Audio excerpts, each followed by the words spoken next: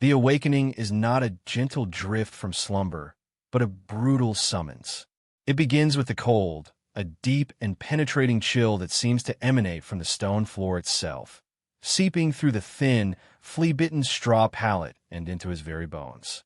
It is a primordial cold, untouched by the sun, for this chamber has no window. It is a box of granite and despair, its only feature a heavy wooden door bolted from the outside. He lies still for a moment, letting the familiar dread wash over him, a tide that rises with consciousness.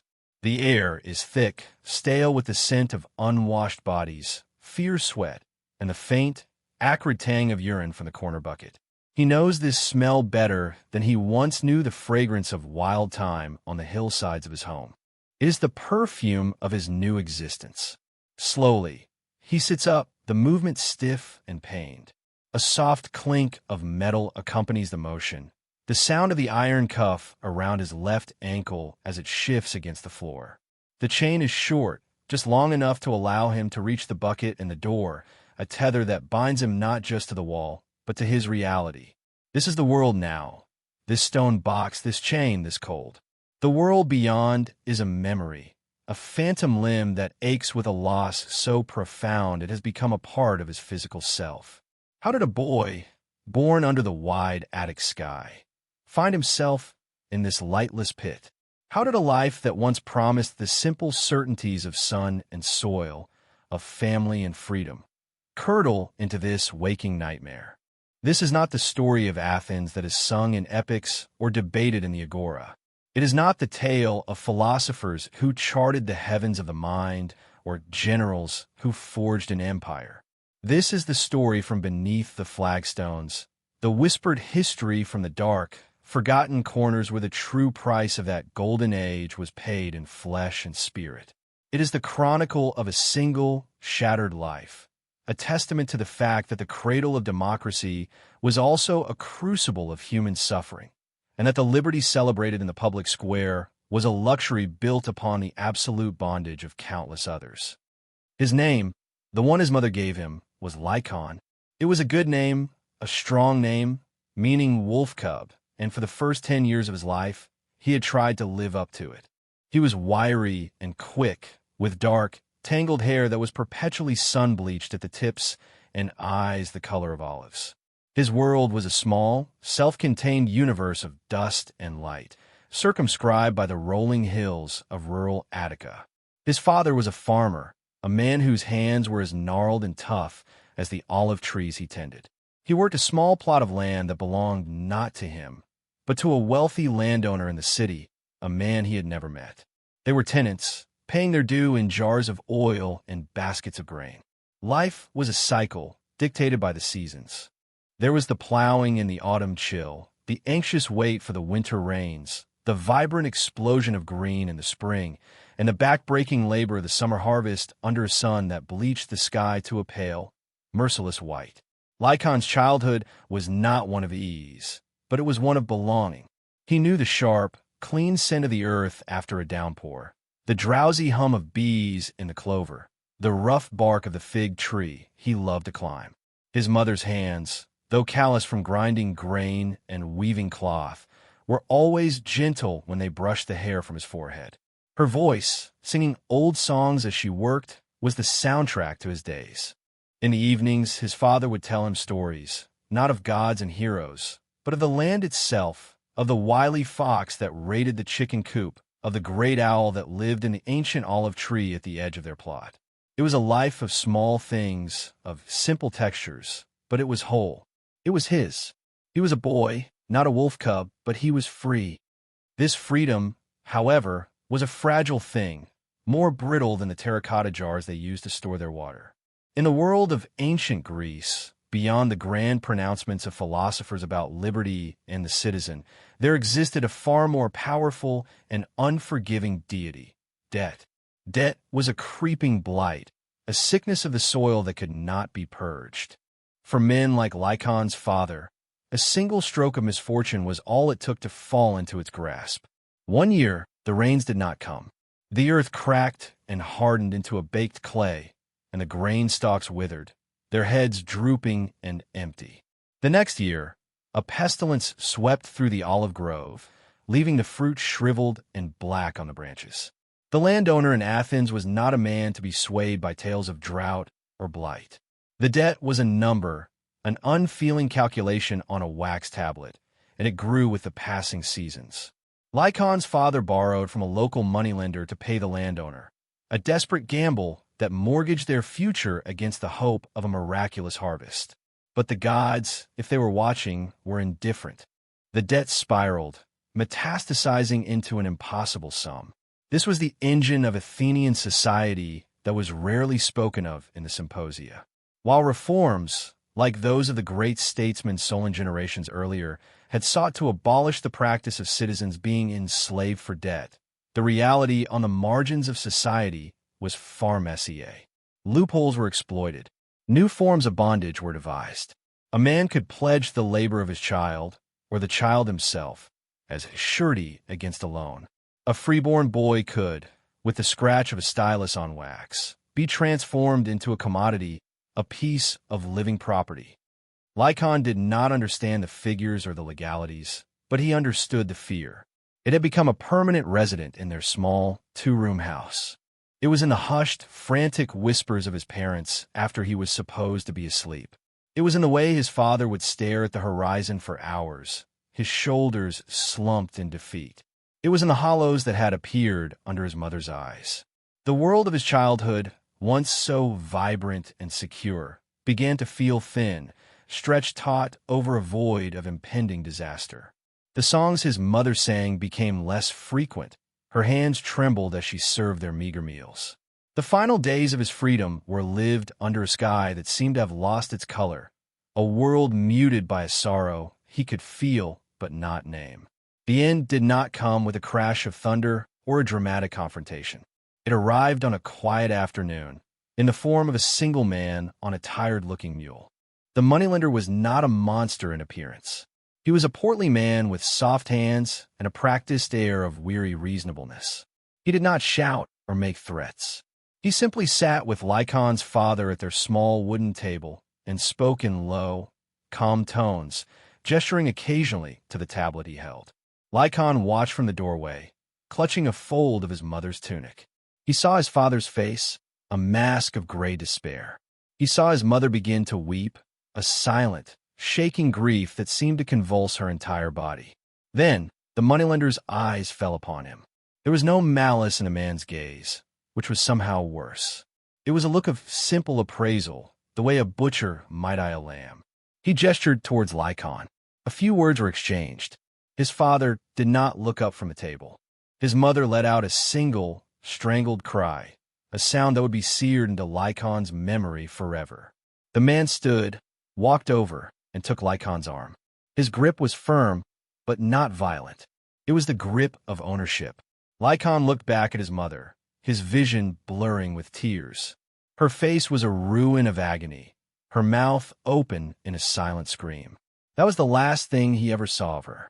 That image, her face contorted in a grief so absolute it had stolen her voice, would become his own private hell, a ghost that would walk with him into the abyss. The journey to Athens was a disorienting blur of dust, exhaustion, and terror. He was no longer Lycaon.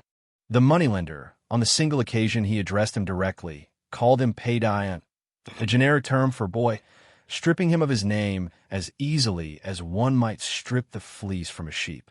The world he had known, a world of open fields and familiar paths, was replaced by a landscape that grew increasingly alien. Then came the city. It was not a place, but an onslaught. The sheer scale of it was overwhelming, a chaotic labyrinth of stone and timber that seemed to claw at the sky. The noise was a physical assault, a cacophony of rolling cartwheels, merchants hawking their wares, the braying of donkeys, and the endless, unintelligible babble of thousands of voices. The smells were even worse. Roasting meat, rank sewage, exotic spices, and the cloying perfume of the wealthy mingling with the stench of the poor. It was the smell of humanity packed too tightly together. He was taken to a market, but not one for food or pottery. Here, the merchandise was human. He was pushed onto a small wooden platform with several other people. A weary-looking Thracian woman with vacant eyes, two sullen men who bore the scars of battle, and another boy, younger than him, who was crying silently. A small crowd gathered. Men with shrewd, calculating eyes walked around the platform, inspecting them. One man, dressed in a fine linen chiton, approached Lycon. He grabbed his chin, forcing his head up. He opened Lycon's mouth and examined his teeth, just as his father used to check the health of a goat. He ran his hands over Lycon's arms and legs, testing his muscle. Lycon stood frozen, a statue of humiliation, feeling the man's probing fingers as a series of violations. A price was haggled, coins exchanged hands, and he was led away, a new collar on a new leash. His new home was a sprawling villa, a place of astonishing wealth. There were mosaic floors depicting scenes from myth, walls painted with vibrant frescoes, and a central courtyard with a bubbling fountain and fragrant flowering shrubs. It was a place of beauty and order, but for Lycon, it was a prison. He was taken not through the grand entrance, but through a small side door, down a flight of stone steps, and into the warren of passages and chambers that made up the slave quarters. It was here, in the cold, damp underbelly of the magnificent house, that he was brought to the windowless room and chained to the wall for the first time. The shock of his capture and sale began to recede, replaced by the chilling, crystalline understanding of his new reality. He was no longer a person. He was a thing. He was property, a tool to be used, an object to be commanded. The boy named Lycon was dead, and in his place was a nameless, terrified creature in a stone box. His life settled into a rhythm of dread, a monotonous cycle of servitude and fear. The master of the house was a man named Demetrios, a figure of immense power and influence in Athens. He had made his fortune in shipping and owned shares in the silver mines at Laurion. He was a man who prided himself on his intellect and his patronage of the arts.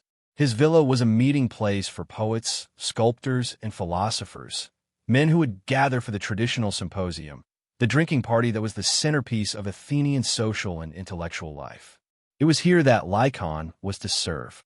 His primary tormentor, however, was not the distant, aloof master, but the man who managed the household slaves, the overseer, a freedman named Kritos. Kritos was a man whose own experience of bondage had not instilled in him compassion, but rather a deep and twisted cruelty. He had clawed his way to a position of meager authority, and he guarded it jealously, exercising his power over those beneath him with sadistic relish. He was a connoisseur of fear, and he taught Lycon its every nuance. A misstep, a spilled drop of wine, a moment of hesitation, a glance held too long. Any of these could earn a blow from Kritos' heavy hand or the sting of the leather strap he always carried. The lessons were brutal and effective.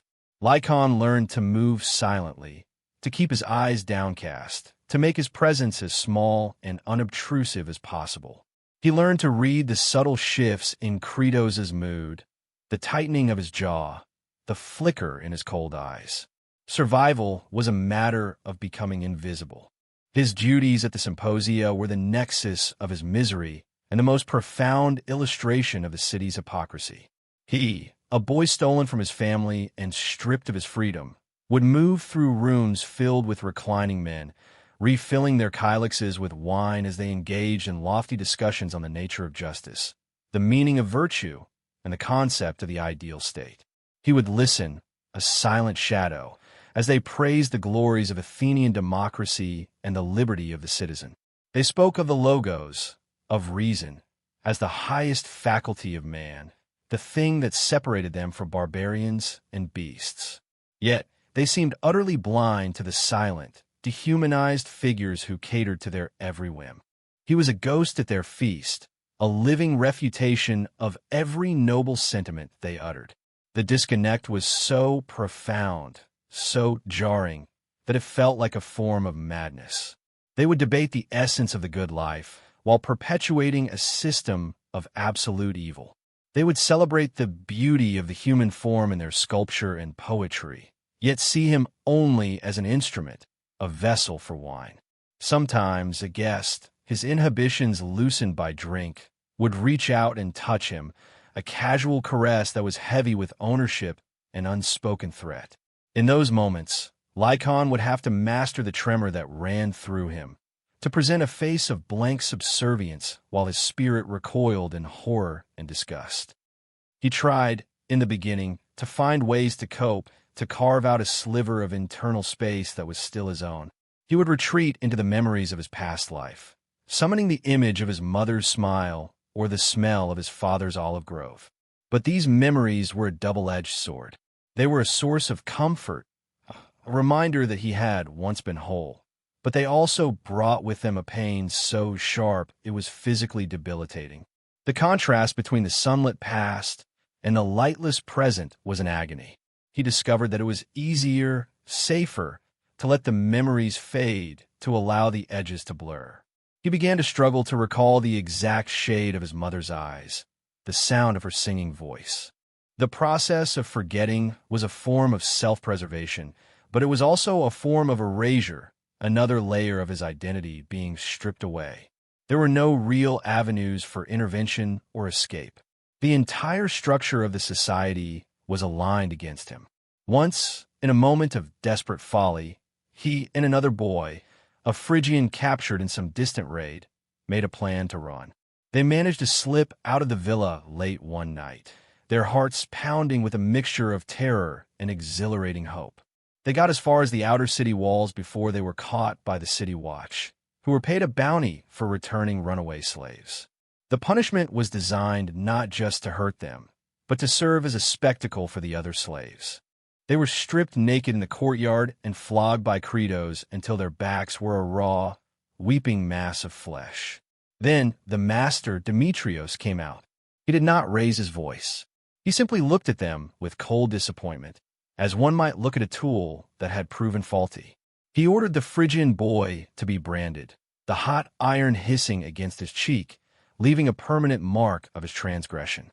For Lycon, Demetrios decreed a different punishment. He was to be kept in the stone cell, chained to the wall, for a month, with only bread and water. The message was clear. There was no escape. The world outside the villa was not a path to freedom. It was merely a larger prison, and its guards were everywhere. The only thing his attempt had accomplished was to deepen his despair and to make him a pariah among the other slaves, who now saw him as a dangerous liability. The slave quarters were a world unto themselves, a shadow society with its own hierarchies and unspoken rules. His failed escape attempt had isolated him, but over time, as the memory of his punishment faded, he was slowly reabsorbed into the community of the broken. It was a community forged not in affection, but in shared trauma. There were no deep friendships, as these were a luxury they could not afford. Attachments were dangerous. Anyone could be sold or moved at the master's whim. Instead, there were alliances of survival. An old Thracian woman who worked in the kitchens would sometimes slip him an extra piece of bread, a small, silent gesture of solidarity. An older stable hand, a man captured in a sea battle years ago, taught him how to read the master's moods, how to anticipate Credos' rages, how to perform his duties with a mechanical efficiency that drew less attention. These were not acts of kindness, but lessons in endurance. They were teaching him how to survive in hell. He also witnessed the darker side of the shadow world. He saw how the system pitted them against one another. Slaves would inform on each other to curry favor with Credos, hoping for a slightly larger food ration or a less arduous task. He saw the psychological wreckage of long-term bondage in the older slaves, the vacant eyes, the complete submission, the men and women who had so thoroughly internalized their status as property that they no longer seemed to possess any flicker of an inner self. The most haunting lesson came from another boy named Iros, who served alongside him at the symposia. Iros was exceptionally beautiful, with the kind of delicate features praised by the poets his master so admired. This beauty was not a gift, it was a curse. He became a master's favorite, singled out for special attention that was both a privilege and a profound violation. Lycon would see him leaving the master's private chambers late at night, his face pale and his eyes hollow. Iros was given better food, finer tunics, but the price was the complete surrender of his body and spirit. He became an object of the master's desire, and in doing so, he lost what little remained of himself. One morning, Iros was found in the stables, having hanged himself with a length of rope. His death caused barely a ripple. Demetrios was annoyed at the loss of a valuable piece of property, and Kritos grumbled about the inconvenience. A new boy was purchased at the market the next day. For Lycon, Iros's fate was a terrifying portent. It showed him that there were fates worse than the whip and the chain. It was the complete annihilation of the soul, a death that occurred long before the body gave out. The psychological toll of this existence was a slow, grinding erosion of his being. He was living in a state of perpetual, low-grade terror. His nervous system was always on high alert, attuned to the sound of footsteps in the corridor, the tone of a voice, the slightest sign of impending danger. This constant vigilance was utterly exhausting, leaving him in a permanent state of fatigue that went deeper than physical tiredness. It was a weariness of the soul. He began to experience a profound sense of dislocation, as if he were watching his own life from a great distance. His body would perform its tasks, pouring the wine, clearing the plates, enduring the casual touches, but his mind would retreat to a numb, gray space where he felt nothing. This detachment was a shield, but it also hollowed him out, leaving him feeling like a shell. His identity as Lycon, the freeborn boy from the hills, was now a distant echo, a story about someone else. The name they called him, Paidion, had become his truth. He was the boy, the slave. His humanity had been systematically dismantled piece by piece. The fear of the whip had conditioned his body, but it was the daily, casual dehumanization that poisoned his mind. It was in being ignored, in being spoken of as if he were not there. It was in the master's complete indifference to his existence beyond his utility. It was in the chilling realization that to these powerful, educated, and celebrated men, he was not a fellow human being. He was something else entirely, a resource, a convenience, an animated tool. This understanding was the most profound wound of all, a spiritual injury from which there could be no recovery. The paranoia became constant. Did Kritos look at him strangely today? Was a master displeased with his service last night? He started to see threats where there were none, to interpret every glance as a judgment. He withdrew even further from the other slaves, trusting no one. Isolation became his final, desperate fortress. In the silence of his stone cell, he was safe from the unpredictable whims of his captors. But the silence was a treacherous companion. In the darkness, there was nothing to distract him from the abyss that had opened within him. The memories he had tried to suppress would sometimes return unbidden, flashes of a sunlit world that now seemed impossibly remote, almost imaginary. He would see his mother's face, not as the mask of grief from their last moment, but as it was when she was happy, and the pain of it would be so intense he would press his fists into his eyes to make it go away. He was trapped in a state of living death, his past a ghost, his present a torment, and his future an unthinkable void. He had been in the house of Demetrios for nearly 6 years. The boy had vanished, replaced by a lanky, hollow-eyed adolescent of 16. His movements were precise, his face an impassive mask, his spirit encased in layers of scar tissue. He had become an expert in survival, a master of self-effacement. But the very passage of time that had allowed him to adapt also made him a liability. He was no longer the small, pretty boy who had first been purchased. He was becoming a man, and a young male slave, especially one with a history of defiance, was seen as a potential threat. The catalyst for his final fall was, like so much in his life, a trivial incident. It happened during a particularly large and boisterous symposium. The room was hot, thick with the smoke from oil lamps and the smell of spilled wine. The guests were louder and drunker than usual. A famous sophist was holding forth, arguing that virtue could be taught, and the debate was becoming heated. Lycon was moving through the room, refilling the cups, his senses on high alert. As he leaned over to fill the kylix of one of the guests, a powerful politician known for his fiery temper. Someone lurched backward, bumping into him. It was a small jostle, but it was enough. The heavy terracotta pitcher slipped from his grasp. It did not shatter. Instead, it overturned, sending a cascade of dark, sweet wine all over the politician's pristine white robes. A sudden silence fell over the room. All eyes turned to him. The politician leaped to his feet, his face contorted in a mask of fury, cursing loudly. Lycon froze. For a single, fatal moment, the mask of subservience slipped. In his eyes, for anyone who cared to look, was not fear, but a flicker of his old self. A flash of defiance, of weariness, of pure, unadulterated hatred for these men and their world. It was only an instant, but it was enough. Demetrios saw it. His face, which had been a picture of genial hospitality, hardened into a cold fury. The public embarrassment was an unforgivable offense. It was not about the spilled wine. It was about the disruption, the momentary challenge to the perfect, ordered world he had constructed, a world where the serving class was meant to be invisible and silent. The symposium was ruined. The guests departed in awkward haste. Lycon was left standing in the center of the room, the dark stain on the floor spreading like a pool of blood. He felt nothing. Not fear, not despair, just a profound and desolate emptiness. The long, grueling performance was over. Credos dragged him away, and for the last time, he was thrown into the stone cell. He knew, with a certainty that chilled him to the core, that his time in this house was over. There would be no flogging this time. His offense was too great. His value as a house slave was gone.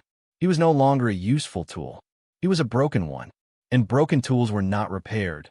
They were discarded, or, in his case, sold to a place from which no one ever returned. The silver mines of Lorient. It was a name spoken only in whispers among the slaves, a synonym for a slow and agonizing death. It was the final destination, the end of the line. The next morning, he was not taken to the kitchens or the courtyard. He was hauled out, still chained, into the daylight, which felt like a physical blow after so long in the dark. He did not see the master. Demetrios had already dismissed him from his existence. Credos handled the transaction, selling him for a pittance to a grim-faced man who was a contractor for the mines. He was chained to a line of other men, Thracian prisoners of war, convicted criminals, and other discarded slaves like himself. Their faces were uniformly grim, etched with the same hopeless resignation he felt in his own heart.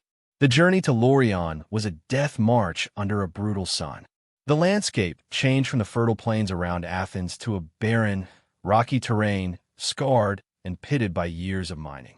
The very air seemed a taste of metal and dust. The site of the mining camp was a vision from the underworld. It was a sprawling, squalid settlement of crude huts, surrounded by slag heaps and the gaping mouths of mine shafts descending into the earth. The entire place was coated in a fine gray dust that seemed to suck the color out of everything. The sounds were of groaning machinery, the crack of whips, and the rhythmic, percussive clang of hammers on rock from deep within the earth. There was no pretense here, no veneer of civilization. This was the raw, brutal engine of Athens's wealth and power, and its fuel was human life. He was stripped of his name again. Here, he was just a number, branded onto a small wooden tag tied around his neck. He was herded with a group of other boys and smaller men into a narrow, steeply descending tunnel. The darkness that enveloped them was absolute, a thick, suffocating blackness broken only by the feeble, sputtering light of tiny oil lamps. The air grew hot and impossibly dense, thick with rock dust that clogged his throat and burned his lungs with every breath. The tunnels were so narrow that they had to crawl on their hands and knees, their backs scraping against the rock above. The work was relentless, inhuman. For 12 hours a day, he would lie on his side in a cramped crevice, chipping away at the rock face with a small hammer and chisel, the jarring impact vibrating through his entire body. The noise was deafening, the darkness near total. Behind them, foremen crawled through the passages, their whips cracking in the dark, punishing any pause in the rhythmic chipping. Life in the mines was a descent into a state below humanity. It was the complete and utter obliteration of the individual. He was no longer a person, not even a slave in the way he had been before. He was an organism whose only function was to extract silver ore from the rock until it expired. Days bled into nights. Time lost all meaning. There was only the darkness, the pain, the dust, and the endless, mind-numbing labor. While he and thousands like him were being consumed by the earth, the silver they extracted was being transformed into the glory of Athens. It was melted down and stamped into the coins, the famous Athenian owls, that financed the city's vast fleet, the ships that maintained its maritime empire. It was used to pay the sculptors and masons who were completing the great temple on the Acropolis, the Parthenon, a gleaming monument of marble and gold dedicated to the city's patron goddess. It funded the very democracy that Demetrios and his friends celebrated. In his famous funeral oration, the statesman Pericles would stand before the citizens of Athens and declare, "Our constitution is called a democracy because power is in the hands not of a minority, but of the whole people. We are free and tolerant in our private lives, but in public affairs we keep to the law." It was the most perfect piece of propaganda ever conceived. The entire magnificent edifice of Periclean Athens, its art, its philosophy, its democracy, its freedom, was built upon a foundation of unseen, unacknowledged bodies. The gleaming white marble of the Parthenon was mortared with the blood and suffering of the men and boys dying in the darkness of Laurion. The freedom of the Athenian citizen was a walled garden, and the walls were built high to hide the charnel house just outside. The story of the boy named Lycon and his descent into hell was the necessary, unspoken secret that made the Golden Age possible. The system did not just tolerate this contradiction, it required it. The cognitive dissonance was absolute. Demetrios could discuss the nature of the soul in the morning and condemn a boy to a living tomb in the afternoon without any sense of conflict, because in his mind and in the mind of his society, the boy was not a soul. He was a tool. There was no final act of revenge, no dramatic retribution. The universe of the slave does not allow for such narrative satisfaction. There was only the slow, grinding process of annihilation. But even the deepest pit of hell, the human spirit can flicker with a final, defiant spark. In the mine, crouched next to him in the suffocating darkness, was another man, older, his body already broken by the work. They rarely spoke, conserving their breath, but sometimes, in the brief pauses when the foremen were out of earshot, they would exchange a few whispered words. One day, the man asked him his name. Not his number, but his name. And for the first time in years, he spoke it aloud, his voice a hoarse croak. Lycon, the man nodded and whispered his own. "O Lauros," it was a simple exchange, a flicker of recognition in the crushing anonymity of the mine. A few days later, Lycon felt a familiar, sharp pain in his chest, and his breath came in ragged, shallow gasps. The rock dust had finally won. He knew he was dying. As his strength failed, he leaned his head against the cold rock and whispered to Lauros. He didn't tell him the whole story. He just whispered about a small farm, about the smell of olive trees after the rain, and about a mother who sang old songs. It was a futile act. Olauros himself would likely be dead within weeks. The memory would die with him. But in that moment, it was an act of rebellion. It was a refusal to be completely erased. It was an assertion, whispered into the unlistening darkness, that he had once been Lycon, a boy who was loved, a boy who had lived under the sun. He died there, in the dark, his body just another piece of human refuse to be dragged out of the tunnel and thrown into an unmarked pit. His death was of no consequence to anyone. He was immediately replaced by another boy, another number, and the rhythmic chipping of the hammers never ceased. The silver continued to flow from Laurion, funding the Peloponnesian War, a conflict that would ultimately shatter the very empire it had helped to build. The Parthenon still stands today, a ruin of breathtaking beauty, a symbol of the heights of human artistic and intellectual achievement. It is visited by millions who marvel at its perfection and reflect on the birth of Western civilization. But the story of the Parthenon is incomplete without the story of Lycaon. The long-term consequence of his short, brutal life is woven into the very fabric of that history. The glory of the city was inextricably linked to his suffering and the suffering of countless others like him. History is a contested field, written mostly by the victors and the powerful. We have the words of Plato, of Thucydides, of Pericles. We have plays that explore the deepest questions of human fate. But the direct voice of the slave is almost entirely silent. We must reconstruct their experience from the cold arithmetic of account books listing their prices, from the indifferent descriptions of their use by agricultural writers, and from the grim archaeological evidence. The iron shackles found in the ruins of villas, the horrific, cramped tunnels of the mines at Lorient. The story of this one boy, a fiction built on a foundation of historical fact, is an attempt to give a voice to that silence. It stands as a testament to the moral blindness that can afflict even the most brilliant of societies. It is a cautionary tale about the dark bargain that is often struck in the pursuit of greatness, where the celebrated liberty of a few is purchased with the absolute subjugation of the many. We look back and judge Athens for its hypocrisy, for its ability to theorize about justice while practicing a monstrous injustice.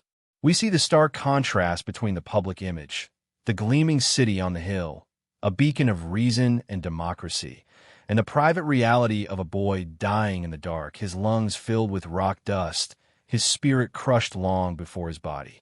We see the beautiful marble facade, and, if we look closely enough, we can see the broken forms of the slaves who serve as its foundation. His name, Lycaon, is lost to history.